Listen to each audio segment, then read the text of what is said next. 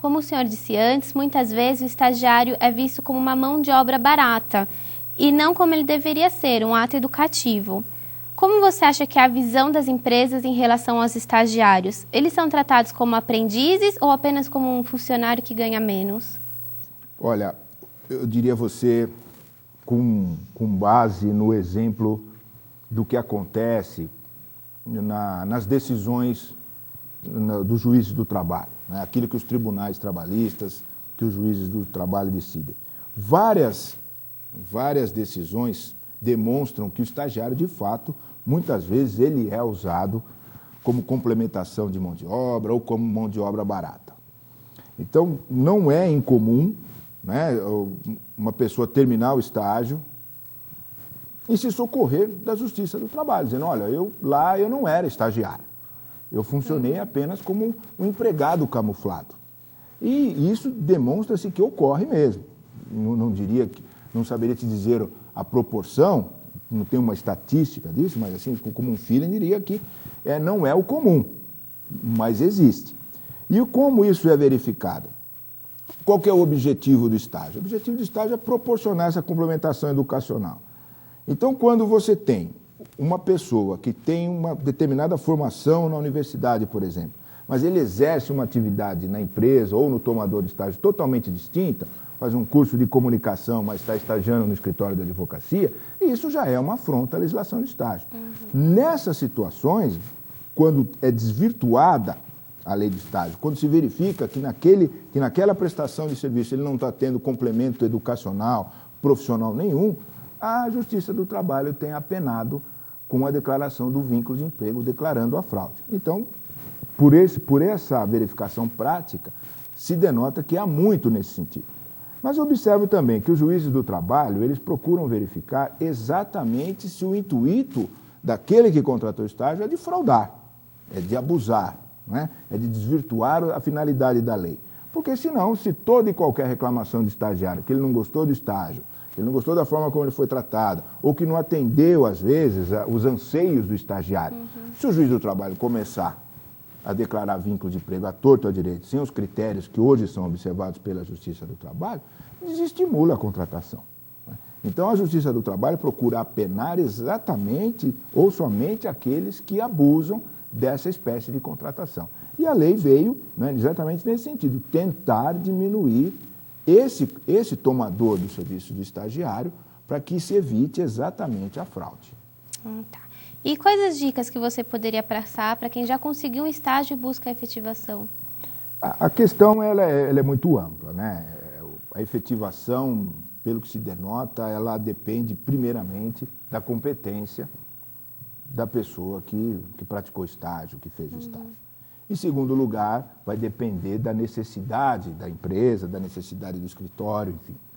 Então, a questão da efetivação, ela depende de diversos fatores. É aquela situação de você estar bem preparado e estar no lugar certo, no momento certo. É comum acontecer da empresa não ter necessidade do estagiário quando termina o estágio ou quando termina o curso.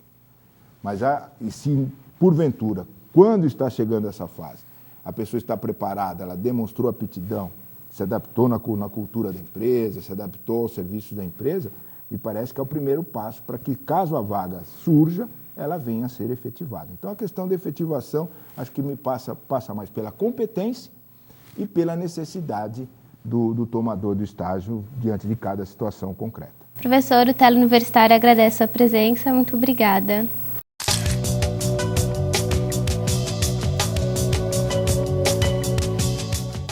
Por falar em mudanças nas regras, recentemente uma outra mudança ocorreu na regulamentação dos planos de saúde. Uma resolução normativa da ANS, Agência Nacional de Saúde Suplementar, estabeleceu como deve ser a portabilidade de carência. Para entender melhor as novas regras, fique agora com o quadro Seus Direitos.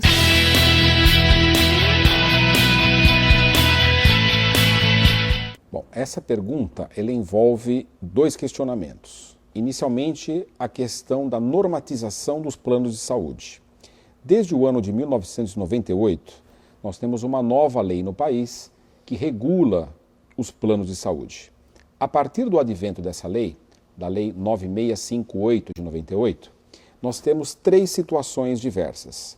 Primeira situação, os planos de saúde realizados, contratados anteriormente ao ano de 98. Segunda situação, os planos de saúde contratados após 98.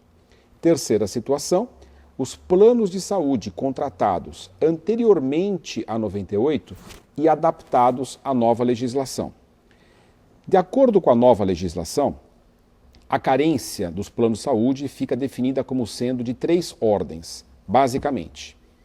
Casos de urgência e casos de emergência devem ser atendidos em até 24 horas. O que quer dizer isso? Quer dizer o seguinte, se você contratou um plano de saúde e, naturalmente, espera vir a ser atendido tão somente a partir de 6 meses, porém, se sofrer uma queda, se sofrer um acidente, a partir de 24 horas você tem direito ao atendimento. É algo que nós criticamos porque nós entendemos que, na verdade, não há como definir quando ocorre uma emergência, quando ocorre uma urgência. Ainda assim, caminhou bem o legislador ao dizer que, pelo menos, houve uma grande antecipação da carência, no mínimo para 24 horas. Esta, portanto, é a primeira situação. A segunda situação diz respeito a partos. Os partos, de acordo com a nova legislação, com a legislação vigente, só podem ser realizados com a cobertura do plano de saúde a partir de 300 dias. Sempre eu vou contar esse prazo a partir da data da assinatura do contrato. Então, urgência e emergência, 24 horas. Partos, 300 dias. Ocorre o seguinte, existem partos que podem implicar em enquadramento de emergência. Se porventura um parto implicar em enquadramento de emergência, não vale a regra dos 300 dias, mas vale a regra das 24 horas. E o terceiro período de carência diz respeito a consultas, a internações, a cirurgias e quaisquer outros tipos de atendimentos. Para internações, atendimentos, consultas e outros tipos de atendimento, o prazo fica sendo o de 180 dias. Esta é a regra vigente.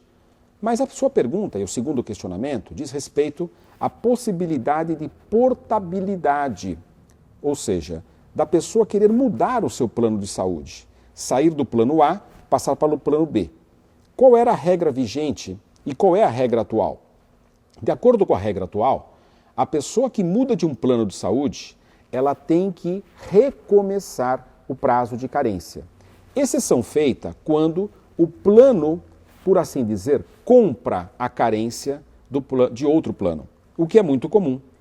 Os planos de saúde, visando aumentar a sua clientela, normalmente oferecem vantagens, benefícios na redução desses prazos. Todavia, a legislação atual permite isso, ou seja, que, se quiser, eu tenho que esperar o prazo de carência, se quiser mudar de plano. Mas há uma novidade. No dia 15 de janeiro deste ano 2009, a Agência Nacional de Saúde Complementar, ANS, ela editou a portaria 186. De acordo com essa portaria, a partir de abril do ano de 2009, todos os usuários de plano de saúde vão poder mudar de plano de saúde sem que tenham que vivenciar uma nova carência. Há alguns requisitos para isso. Ele tem que ter 2 anos no plano anterior, ele tem que estar com seus pagamentos em dia, enfim, ele tem que ter um conjunto de requisitos objetivos para que possa se beneficiar. Na verdade, há uma crítica, por exemplo, do IDEC, dizendo que essa medida, conquanto positiva, ela, em verdade, não traz grandes benefícios na medida em que essa questão de, abre aspas, comprar as carências já é uma realidade no mercado de planos de saúde. Não se esqueça, se você tiver alguma dúvida sobre os seus direitos, escreva um e-mail para teleuniversitaria@uscs.edu.br.